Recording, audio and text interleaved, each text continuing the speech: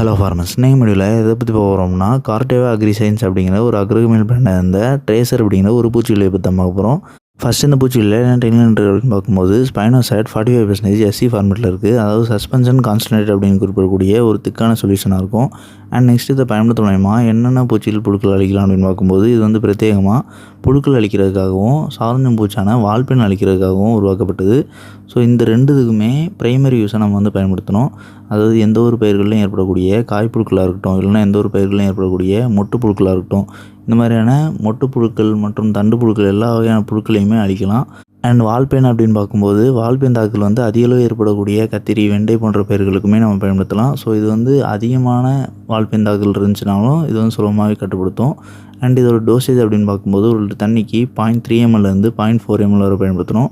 அதாவது 10 லிட்டர் தண்ணிக்கு 3 ml 4 ml வரை பயன்படுத்தலாம். ஸோ இது வந்து ப்ரைமரி யூஸாக நம்ம ஏற்கனவே குறிப்பிட்டது போல் எல்லா வகையான புழுக்களுக்கும் அண்ட் சாரஞ்சம் பூச்சான வால்பெண்களையும் கட்டுப்படுத்தும். அண்ட் செகண்டரி பர்பஸாக ஏபிச்சின்னு குறிப்பிடக்கூடிய அஸ்வினி பூச்சாக்களுக்கும் அண்ட் ஜாசிட்ஸ்ன்னு குறிப்பிடக்கூடிய இலைத்தத்து பூச்சாக்களுக்கும் பயன்படுத்தலாம். அண்ட் இந்த ரெண்டுமே ரொம்பவே தீவிரமாக பரவி இருக்கக்கூடிய சூழலில் இருக்கும் பட்சத்தில் கேட்காது. ஸோ இது வந்து ரேராக ஓரிரு இலைகளில் ஓரிரு பூச்சி மட்டுமே காணப்படும் பட்சத்தில் கேட்கும். ஸோ அந்த மாதிரி இது வந்து ரொம்பவே இனிஷியல் ஸ்டேஜில் பயன்படுத்துறதுக்காக மட்டும் இந்த ஏபிட்ஸு ஜாசிட்ஸ் அழிக்கலாம். அண்ட் நெக்ஸ்ட் இதோட கம்பேட்டபிலிட்டின்னு பார்க்கும்போது இந்த பூச்சிகளை வந்து நம்ம மற்ற எந்த ஒரு பூச்சிகள் கூடயும் சரி, பூஞ்சான குழிகள் கூடயும் சரி, நூண்டு சத்து மருந்துகளும் சரி சேர்த்து பயன்படுத்தலாம். அதனால் பயிர்களுக்கு எந்த ஒரு பாதிப்பும் ஏற்படாது.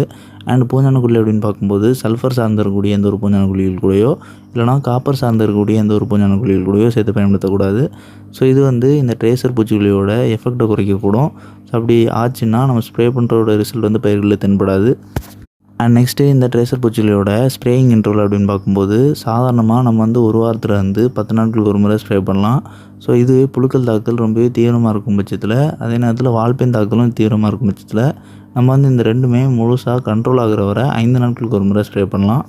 அண்ட் நெக்ஸ்ட் இதோட அப்ராக்சிமேட்டான ப்ரைஸ்ன்னு பார்க்கும்போது 75 ml பேக்கேஜோட ப்ரைஸ் வந்து 1900 ரூபாயிலேருந்து 2200 ரூபாய்க்குள்ள ஸ்டோர் அவைலபிளாக இருக்குது. ஸோ தேவைப்படுறவங்க வாங்கி பயன்படுத்திக்கலாம்.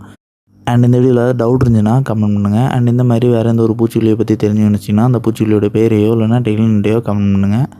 அண்ட் நம்மளோட செகண்டரி சேனலான அக்ரிகோ ஷார்ட் சேனலில் இந்த வீடியோட கொலாபரேட் பண்ணிக்கிறோம். ஸோ இந்த வீடியோ பப்ளிஷ் ஆகக்கூடிய சேனல் ப்ரொஃபைலில் நீங்கள் கிளிக் பண்ணி அப்படின்னா அதில் 2 சேனல் ப்ரொஃபைல் காட்டும். ஸோ அதில் அக்ரிகோ ஷார்ட் சேனலை மறக்காமல் சப்ஸ்கிரைப் பண்ணிங்க.